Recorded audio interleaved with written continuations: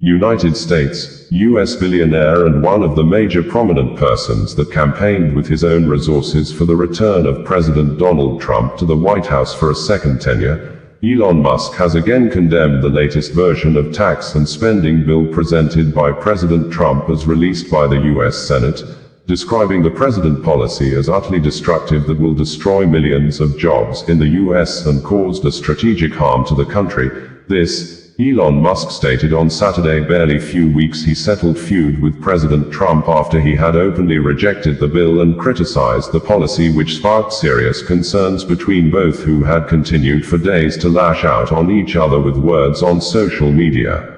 Elon Musk made the latest expression of strong disapproval against the tax spending policy on Saturday in a comment he made in reaction to an ex-social media tweet of Jesse D. Jenkins he reshared on his personal verified ex-social media handle.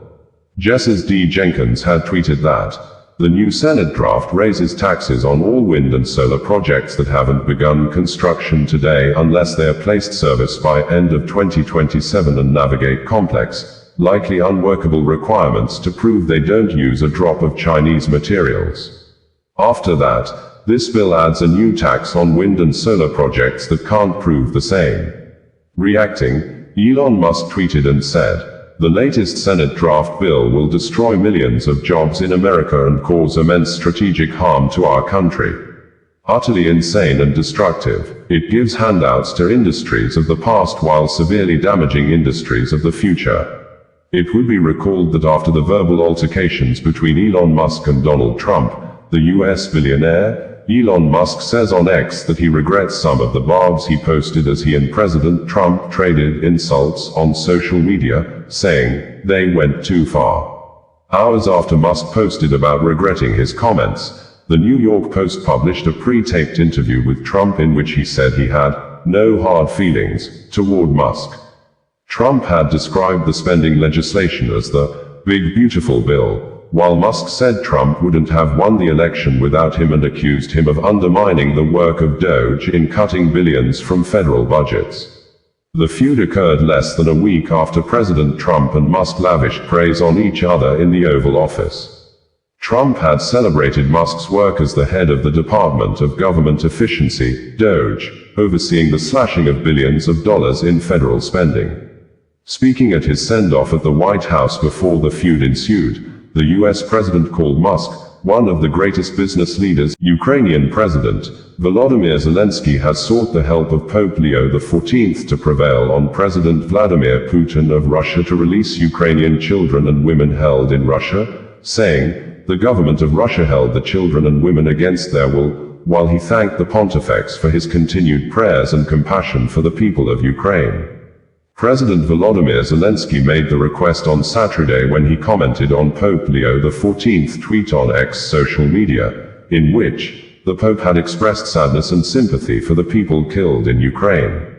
Pope Leo XIV in the X social media tweet had said, "I express my closeness to martyred Ukraine, to the children, the young people, the elderly, and especially to families who mourn their loved ones.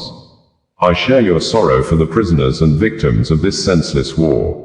President Zelenskyy through his verified X social media handle responded to the post and said, "Thank you, Your Holiness at Pontifex, for your continued prayers and compassion for Ukraine and our people. Together we must stop this wanton Russian aggression and protect innocent lives. A just peace is needed, and we would also deeply appreciate your kind help in bringing back all our people, adults and children, held in Russian captivity against their will." Meanwhile, President Zelenskyy also on Saturday in a statement to mark the 2025 Constitutional Day of Ukraine, wrote and stated that, "Today, we are marking Constitution Day of Ukraine, the constitution of our state, our nation. The first word of its first article is Ukraine, and this reflects our ultimate goal, our mission. Ukraine is, and will be, on earth. Ukrainians are, and will be, on earth. This is both our goal and our shared duty. It is the mission of everyone for whom Ukraine truly comes first, of those who cannot imagine their lives without Ukraine, and without whom Ukraine can no longer be imagined. We are a state of millions. But for us, Millions have never been and will never be just a mass of people. This is a nation made up of citizens who have the strength to stand up for what they believe in and what they strive for. And that is precisely why Ukraine stands. Ukraine is millions of names we are proud of. Ukraine is the choice our people make every day. It is millions of actions and feats that together are Ukraine. The social contract between all of us is this: Ukraine comes first. Ukrainians, our independence, our rights, our dreams, the dreams of our entire people, come first. And when we say this, these words carry power. Because these thousands of mourners on Saturday put on mostly black and black clothes and rallied from Enghelab Square to Azadi Square in Tehran, the Iranian state capital, to honor the country's top military commanders, nuclear scientists, 4 little children and 4 women among the hundreds of people killed during the 12 days war the Islamic country had with Israel and the United States, US, with the mourners chanting anti-US and Israel songs while the Iran Supreme Leader Ayatollah Khamenei was not seen at the funeral, with reports indicating that he has remained out of public space and still taking cover in a well-secured hideout since, on Tuesday, the ceasefire between the two countries had been brokered, and the cynosure of many eyes at the state funeral ceremony was the arrival and appearance of 2 top senior Iranian military officers previously declared killed by Israel: Ali Shamkhani, senior advisor to Supreme Leader Ayatollah Khamenei, and Esmail Qaani, commander of the Islamic Revolutionary Guard Corps, IRGC Quds Force, which Israel Defense Forces, IDF, had claimed to have assassinated with an airstrike on the 13th of June 2025 during the start of the Iran-Israel war. However, Iranian state media contradicted the IDF report on the 20th of June that the officials are still alive, and they were in stable condition after recovering from severe injuries from the strike. According to the Islamic Republic news agency, IRNA, banners reading, "Boom Boom Tel Aviv," are carried at the funeral procession for the Martyrs of Might in Tehran. Boom Boom Tel Aviv is a song by American artist Lucas Gage in support of Iran's armed forces. It trended on YouTube with 577 million views in less than 24 hours. While displaying a video, IRNA added that Zara Bazgar, the 3-year-old victim of Israeli aggression whose small coffin was carried in today's procession, singing epic song, "Oh, Iran." She and her mother, Mazia Askari, a pediatric specialist, were killed in an Israeli strike on Shahid Chandran complex on June 13, 2025. The coffins of the IRGC's Chief General, Hossein Salami, the head of the Guard's ballistic missile program, General Amir Ali Hajizadeh, and others were driven on trucks along the capital's Azadi Street as people in the crowds chanted, "Death to America," and "Death to Israel," according to local media. Salami and Hajizadeh were both killed on the first day of the war, which Israel said was meant to destroy Iran's nuclear program.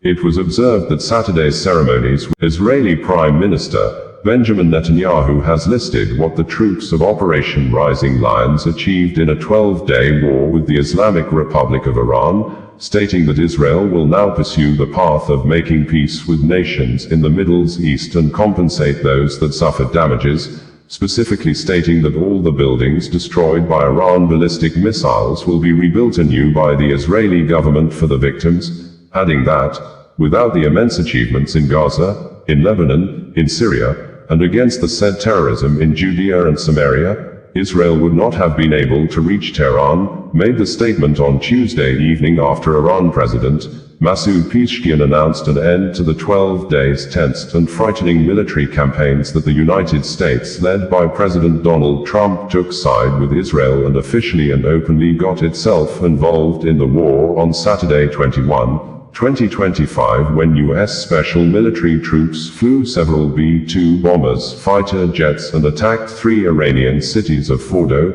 Natanz and Isfahan with allegations that the Iranian nuclear facilities in the cities have been destroyed, allegations several media reports and authorities in Tehran have dismissed, but in retaliation to the U.S. invasion of the Iranian territory, the Islamic Revolutionary Guard Corps, IRGC launched 6 missiles into Qatar on Monday with the intention to destroy U.S. military base in the Qatari capital of Doha known as U.S. Al Udeid Air Base, but, according to Qatar state media, Doha News, all the missiles were intercepted.